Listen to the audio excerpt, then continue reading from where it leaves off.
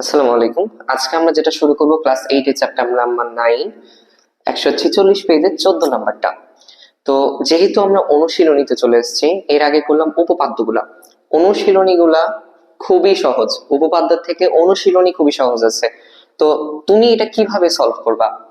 সব সময় যেহেতু আমরা অতিভুজ স্কয়ার, লম্ব স্কয়ার, ভূমি স্কয়ার করলাম না, তো তুমি এখানে জয়টা একটা সূত্র মনে রেখে দাও, যে জয়টা সমকোণী তয়টা সূত্র। এই টপিকটা যদি তোমার মাথার মধ্যে একবার ঢুকে যায়, তুমি প্রত্যেকটা অনুশীলনী নিজে নিজে পারবা। তাহলে কিভাবে স্যার? তো আমাকে প্রথমে, যেহেতু উপপাদ্য এটা, আবার সেম ভাবে সাধারণ বিশেষ অঙ্কন প্রমাণ, তো প্রথম আগে চিত্র আঁকবো যে এবিসি একটি সমবাহু ত্রিভুজ। এবিসি একটা সমবাহু ত্রিভুজ। সমবাহু মানে কি? প্রতিটা বাহুই সমান। এ বি এসি বিসি, তো প্রতিটা বাহুই সমান, ভালো কথা। আর একটা বিশেষ নির্বাচনে তাহলে শুরু করে দাও, যে তুমি যে বিষয়টা আঁকবা সেটা বিশেষ নির্বাচনে সম্পূর্ণ হয়ে যাবে। কি দিয়ে শুরু করি স্যার? মনে করি এখানে একটা কি এঁকেছো স্যার? এবিসি একটা ত্রিভুজ এঁকেছি, নাম তার কি? একটা সমবাহু ত্রিভুজ স্যার। তো এবিসি একটি সমবাহু ত্রিভুজে, তারপরে ওরা বললো এডি হচ্ছে বিসি এর ওপর লম্ব। কার ওপর লম্ব? এই বিসি এর ওপর কে লম্ব? এডি। ডি এক্সিস্ট করে না, তাহলে এডি মানে নিচে হবে কি? ডি। তাহলে আমি এখানে কি লিখে দিব? যে এডি লম্ব বিসি আঁকি, যেহেতু ওরা ওটাই করতে বলেছে।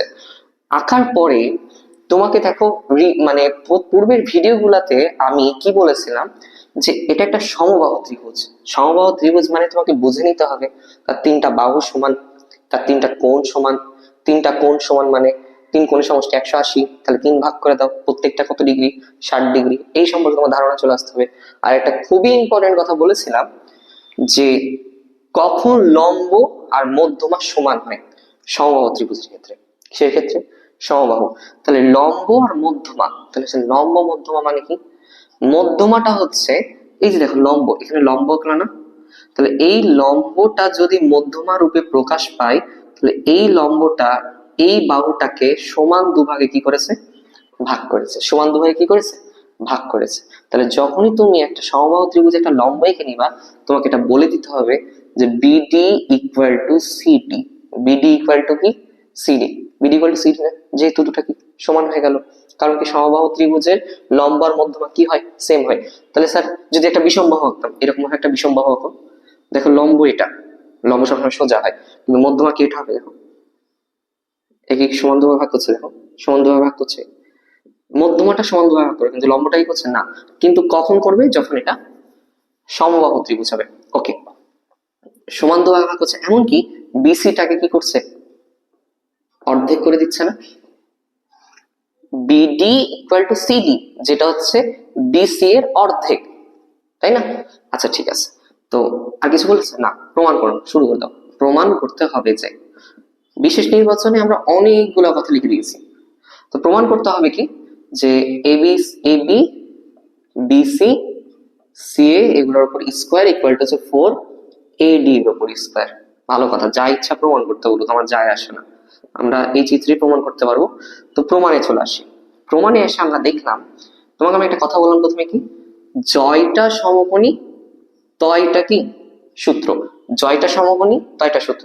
এখানে তুমি কয়টা সমকোণী ত্রিভুজ দেখতে পাচ্ছ স্যার? স্যার দুইটা দেখতে পাচ্ছি। একটা নাম হচ্ছে এবিডি, আরেকটা নাম হচ্ছে এডিসি।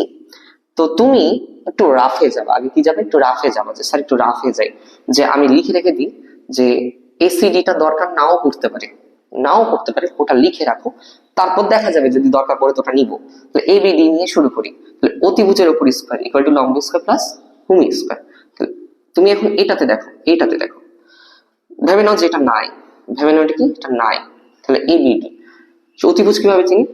সমকোণের বিপরীত মানে কি নাম? এবি। তাহলে অতিভুজের উপর স্কয়ার ইকুয়াল টু লম্ব স্কয়ার প্লাস ভূমি স্কয়ার। ভালো কথা। এখন এখন আমাকে বলছে যে তোমাকে এইটা প্রমাণ করতে হবে, এইটা ইকুয়াল টু এইটা প্রমাণ করতে হবে।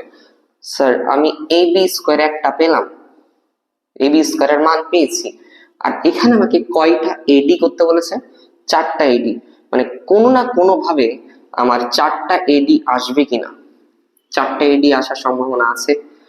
তাহলে 4টা এডি আমি কখন আনতে পারবো, কখন আনা যায় তুমি ভাবো। তাহলে এডি কে তুমি কি করবা, 4টা করবা স্যার। তাহলে এডি কে তুমি এই পাশে রেখে দাও। দেখো আমি কিন্তু কোনো মুখস্থ টপিক করছি না, আমি প্রমাণের দিকে তাকাচ্ছি, উত্তর বের করার চেষ্টা করছি। তাহলে AB square minus BD square, plus BD দিকে ছিল মাইনাস বিডি হলো, বা ভালো কথা। AB square minus BD square equal to AD square. কেন এডি বললাম, যাতে এখানে আমি 4টা এডি আনতে পারি।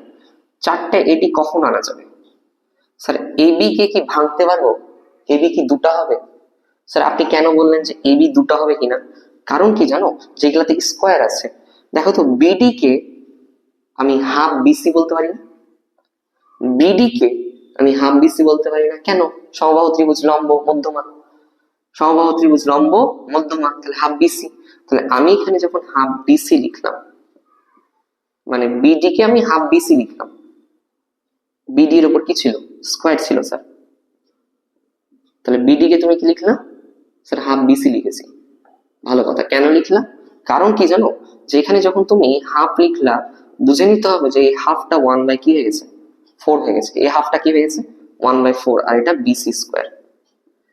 তাহলে তোমার 4 এডি লাগতো, আমি কোনো না কোনো ভাবে 4 আনতে পেরেছি কিনা। স্যার এবি কে কেন করলেন না? এবি কে তো ভাঙতে পারছি না। দেখো বিসি কে ভাঙতে পারছিলাম, বিডি সিডি হাফ বিসি করতে পারছিলাম।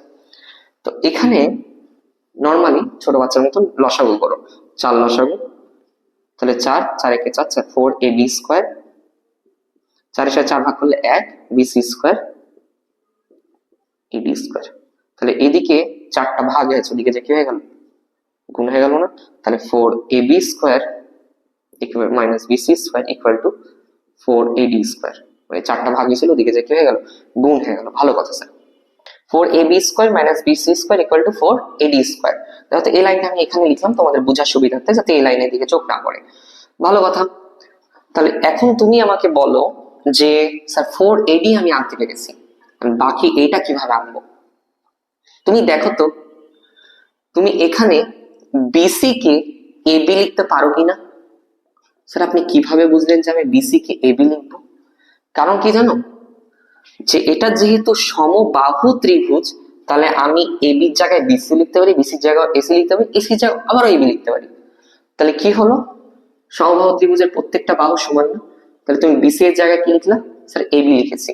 তাহলে 4টা এবি থেকে একটা এবি বাদ দিলে কত হয়, 3টা এবি হয়, ইকুয়াল টু 4 এডি স্কোয়ার। অনেক সময় তোমাদের বোর্ড কোশ্চেনে দেখবা এইটাও প্রমাণ করতে বলেছে। স্যার 3টা এবি, তাহলে আমি যেহেতু এবি বিসি সি আনতে হবে, তাহলে আমি 3টা করে দিই, এবি এবি এবি, 4টা এবি তো হয়ে গেছে, ওটা প্রমাণ। তাহলে এবির জায়গায় এবি বসাবো, এবির জায়গায় বিসিও বসাতে পারবো, কারণ এটা সমবাহু। এবির জায়গায় আমি সিও বসাতে পারবো। দেখো প্রমাণ হয়ে গেল।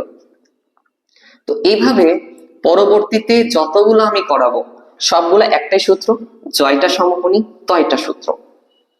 এইটা মানবা, এইটা মানার পরে দেখবা আমাকে প্রমাণ করতে কি বলেছে। আমার আইডিয়া যখনই আসলো 4 এডি, যখনই আমার আসলো 4 এডি, তখনই আমি ভাবলাম যে কোনোভাবে 4 আনা যায় কিনা। 4 কিভাবে আনা যাবে, যখন 2 এর উপর স্কোয়ার হবে। আর কখন 2 এর উপর স্কোয়ার হবে, দেখছি যে বিসি কে হাফ করলে বিডি হয়, তাহলে বিডি এর জায়গায় আমি কি করলাম, হাফ বিসি করে দিলাম, 1/4 হয়ে গেছে। এই 4টা কোনো না কোনো ভাবে যে দেখো লসাগু করে 4 এর সাথে এডি এর সাথে গুণ হয়ে গেল। ভালো কথা, 4 এডি হয়ে গেছে। তারপরে আপনি দেখো বিসি এর জায়গাতে আমি এবি লিখতে পারি কিনা, কারণ এটা সমবাহু। তখন দেখো 4 AB AB 3 AB AB AB AB AB BC C. তো এইভাবে করে আমি পরবর্তীতে যতগুলো অঙ্ক করাবো সবগুলো এইভাবে করাবো। ধন্যবাদ সবাইকে, আসসালামু আলাইকুম।